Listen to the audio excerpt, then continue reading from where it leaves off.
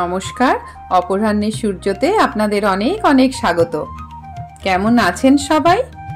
সর্বশক্তিমানের কৃপায় আশা করি আপনারা খুব খুব খুব ভালো আছেন। আমি মোনালি আবার আপনাদের কাছে এসেছি একটা নতুন ব্লগ নিয়ে।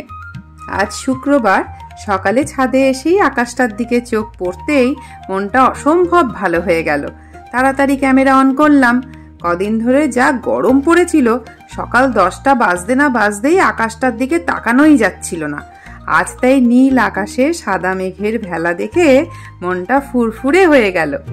নীল আকাশে কে ভাসালে সাদা মেঘের ভেলা রে ভাই, লুকোচুরির খেলা।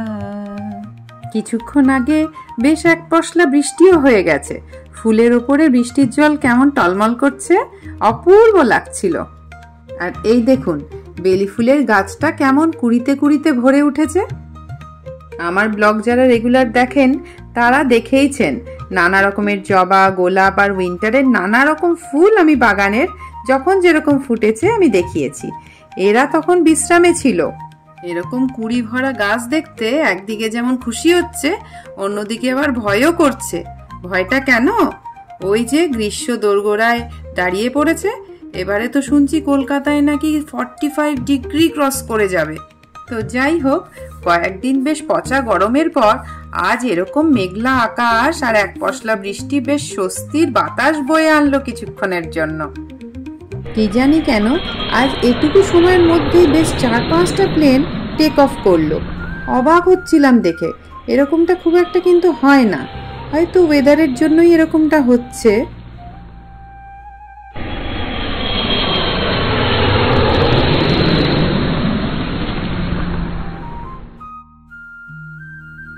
আর এদিকে দেখুন পুদিনা গাছগুলো কিরকম বৃষ্টির জলে সতেজ সবুজ হয়ে উঠেছে।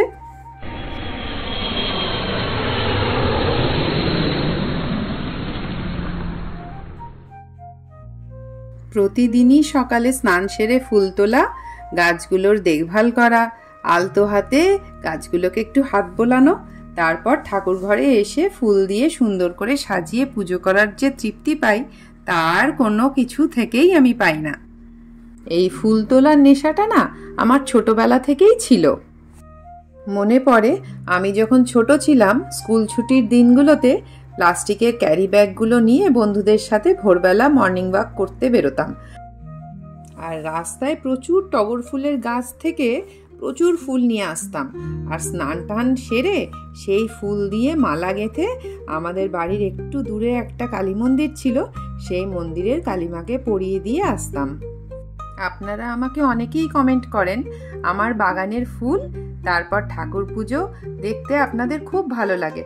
আমার খুব ভালো লাগে এটাই ভাবতে যে আমার নিজস্ব ভালো লাগার বিষয়গুলো যে আপনাদেরও এত ভালো লাগছে।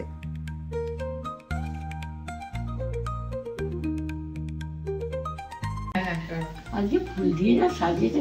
আমার এই ফুলগুলো কালকে তুলে ফেলবে, মারাত্মক লেভেলের ফুল হয়েছে। আজকে কালকে এগুলো ফেলে দেবে। তা কি করব? ওইগুলো শুকিয়ে যাবে, দেশিগুলো শুকিয়ে যাবে, কিন্তু এই বড়গুলো শুকাবে না। খুব সুন্দর ফুল হয়েছে আজকে। মনটা কি খারাপ লাগে, কালকে সব তুলতে হবে। আজকে মালাটা তো, আর আজকে তো একটু বৃষ্টির ওয়েদার, আজকে ঠান্ডা ওয়েদার, এই মালা এখন শুকোবেও না। দেখেছেন তো আমার মায়ের অবস্থাটা, খুব কষ্ট পাচ্ছে ভেবে যে এই সুন্দর ফুলগুলো একদিনেই বাসি হয়ে যাবে, শুকিয়ে যাবে, জলে ভাসিয়ে দিতে হবে। রোজই ঠাকুরকে পুজো দিতে দিতে এই আফসোসগুলোই করতে থাকে। সত্যি বলতে কি, এই সময়টুকু আমাদের দুজনের খুব ভালো কাটে। যদিও পুজো দিতে দিতে আমার চিন্তা চলতে থাকে যে এরপর কি আবার রান্না করব, কি বাজার করব, কি নেই, কি আছে, এইসব ফর্দ মাথার মধ্যে কিন্তু ঘুরতেই থাকে। আসলে আমার মনে হয় আমার মতো বেশিরভাগ মহিলাদেরই কিন্তু এই একটা টেনশন প্রতিদিনের সঙ্গী, কি রান্না করব আর কি খেতে দেব। তো যাই হোক, রোজের ডাল তরকারি ভাত তো সারা হয়েই ছিল। ভেবেছিলাম আজ একটু বৃষ্টির ওয়েদারে খিচুড়িই বানাবো, কিন্তু সেটা আর হয়ে ওঠেনি। তার কারণ মাছটা নুন হলুদ মাখিয়ে গতকাল রাতেই ফ্রিজে রেখে দিয়েছিলাম। আর আজ শুক্রবার, আগামীকাল শনিবার, যেহেতু নিরামিষ খাই তাই মাছটা তো নষ্ট হয়ে যাবে। বৃষ্টির ওয়েদারে খিচুড়ি না হোক, একটু ভেটকি মাছের ফিলে ছিল, সেগুলো ম্যারিনেট করে রেখেছিলাম। এখন সন্ধেবেলা গরম গরম ভেজে দিচ্ছি। আর গাছের ওই সতেজ সবুজ পুদিনা পাতা কিছুটা তুলে এনেছিলাম, সেগুলো দিয়ে দই দিয়ে একটু পুদিনার চাটনি বানিয়ে নিলাম। ভাজাভুজি খেলেই যে একটু অম্বল হওয়ার টেন্ডেন্সি হয় না, সেই পুদিনা আর দই সেটাকে একটু দমিয়েই দেবে। রাত 8টা মতো বাজে এসে পড়েছি ডায়মন্ড প্লাজার সামনে। দূরে দেখতে পাচ্ছেন বাবা 2 ছেলেকে নিয়ে কেমন স্ট্রিট ফুডে মজেছে। আসলে ওরা অফিস থেকে ডাইরেক্ট এসেছে, ওদের খিদেও পেয়েছে। আর এখানে মোমোটা নাকি খুব ভালো। আর এই ঠান্ডা ওয়েদারে গরম গরম মোমো বেশ উপভোগ করছিল। আমি যেহেতু খাবো না তাই দূর থেকে ভিডিও করছিলাম। অনেকদিন পর আজ একটা মুভি দেখতে এসেছি। কবে থেকে প্ল্যান করেছিলাম দেখব এই মুভিটা, কিন্তু দেখাই হচ্ছিল না। ছাওয়া, এটা একটা হিস্টোরিক্যাল মুভি।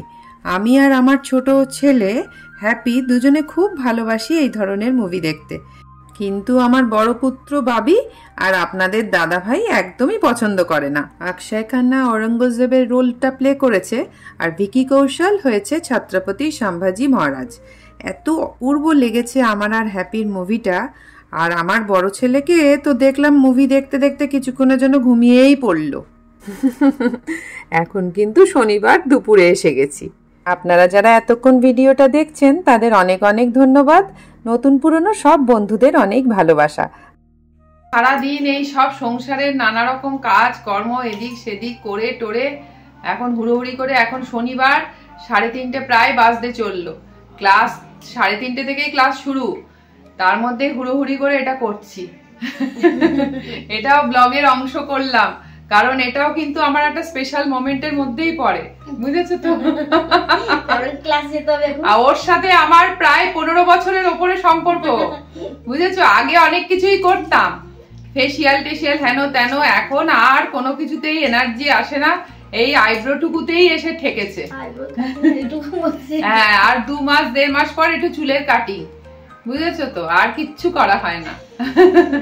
চলো ক্লাসে যাই এবার। টাটা। আজকের মতো ব্লগটা এতটুকুই রইলো। দেখা হচ্ছে আপনাদের সাথে আবার পরের ব্লগে। ততক্ষণ পর্যন্ত আপনারা খুব খুব খুব ভালো থাকবেন।